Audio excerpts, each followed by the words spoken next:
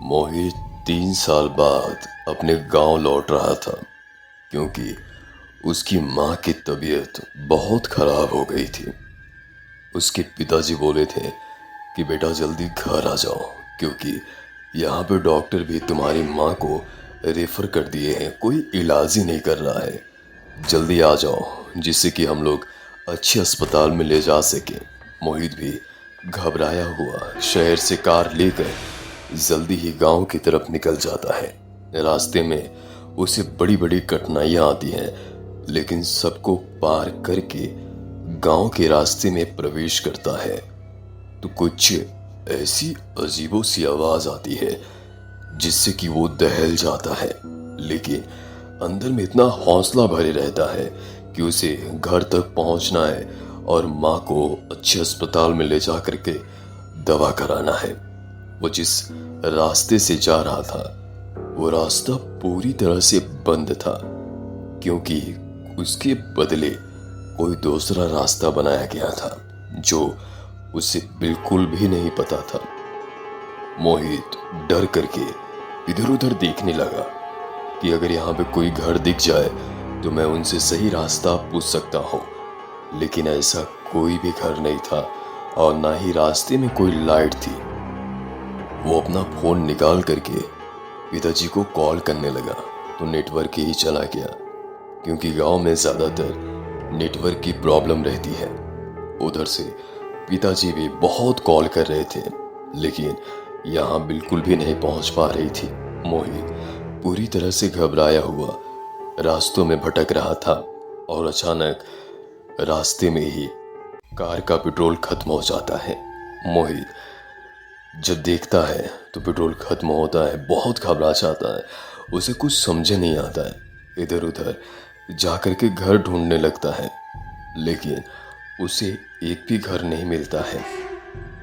तभी अचानक उसे एक रोशनी दिखती है। उसे लगता है कि शायद ही वहां पर कोई एक घर होगा जो कि मुझे सही रास्ता बताएगा और मेरे घर तक पहुंचने में मदद करेगा। वो उस रोशनी की तरफ बढ़ते ही गया, लेकिन जैसे उस रोशनी के पास जाता वो रोशनी और ही दूर चली जाती। ऐसे करते करीब 5 किलोमीटर तक वो रेंगता हुआ वहां तक पहुंचा, लेकिन रोशनी का बिल्कुल भी सामना नहीं कर पाया। उसे डर तो बहुत लग रहा था लेकिन अब करे तो करे क्या। जोर से उसे प्यास भी लगी थी, कहीं भी पानी का कोई भी ठिकाना नहीं था।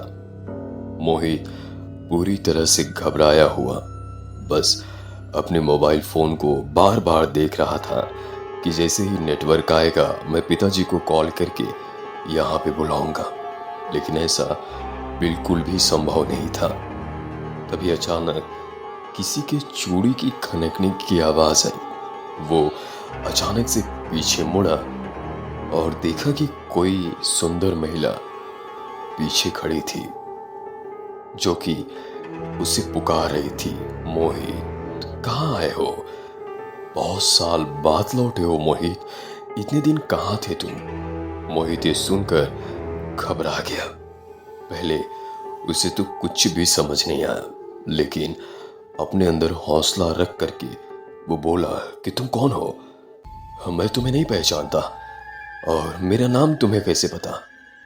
तो वो बोली कि मोहित 3 साल पहले हम दोनों इसी जगह पे मिले थे, याद करो मोहित, याद करो तुम। मोहित अपने दिमाग को पकड़ के सोचने लगा। उसे कई तरह की आवाज दिमाग में गूंज रहे थे, कभी बकरियों की आवाज तो कई कई आवाजें उसके दिमाग में गूंज रही थी। उसे बिल्कुल भी समझ नहीं आ रहा था कि ये क्या बोल रही है और मैं इससे मिला था। हमेशा ही उसे बकरी की आवाज सुनाई दे रही थी, जोरों से आवाज। वो बोलती है, पहचानो मोहित, मैं सोनम। तभी उसे सोनम से याद आया कि यार मैं तो तुम्हारे बारे में बहुत सुना था। पिताजी भी बताए थे कि तुम इस दुनिया में नहीं रही। फिर अचानक ये सब क्या झूठ था? वो बोलती है, नहीं मोहित, ये सब सच है। ये मेरी आत्मा है जो तुम्हें ढूंढ के यहाँ पे आई है। मैं जानती हूँ कि तुम रास्ता भटक गए हो मोहित, लेकिन मैं तुम्हें रास्ता दिखाऊंगी। तुम आओ मेरे साथ। मोहित उस पर थोड़ा विश्वास किया और उसके पीछे पीछे जाने लगा, और वो मोहित को एक ऐसे जगह पे ले गई जहां तक कि कोई भी उस बात को नहीं सोच पा रहा था। जाते हुए मोहित ने उससे कई बातें भी किया कि सोनम ये सब कैसे हुआ। अभी तो मैं बहुत घबराया हुआ हूँ, मुझे कुछ समझ नहीं आ रहा है। मेरी माँ की तबीयत भी बहुत खराब है, तो मुझे कुछ करके मेरे घर तक पहुंचा दो। तो सोनम बोलती है कि तुम्हारी माँ को कुछ नहीं होगा, मैं तुम्हारी माँ को सही सलामत करके घर लाऊंगी। मुझे पता है कि तुम्हारी माँ अभी अस्पताल में एडमिट है। तो वो बोला कि नहीं पिताजी तो बोल रहे हैं कि घर में है। तो उसने बोला कि नहीं, मैंने उन्हें अस्पताल में पहुंचा दिया था और अब वो सही हो गई है। मैं यहाँ जंगल में जो भी भटक जाता है 2 सालों से उसकी मदद करती हूँ, और वो मोहित को भी उसके घर तक सही सलामत पहुंचा दी। मोहित ने उसका धन्यवाद किया और जैसे ही उसकी तरफ मुड़ा, अचानक वो गायब हो गई। मोहित सोचा कि मेरा वहम था या फिर सच, लेकिन जैसे ही उसने अपने पिताजी से ये बात पूछा, उसके पिताजी बोले कि हाँ, ये बात सही है कि सोनम गांव में सभी का मदद करती है।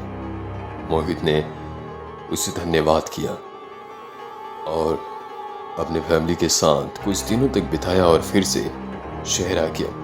दोस्तों, अगर आपको ये वीडियो अच्छा लगा हो तो लाइक, शेयर, सब्सक्राइब जरूर करें। और ये कहानी काल्पनिक है, कृपया आप इसे दिल पर बिल्कुल भी ना लें।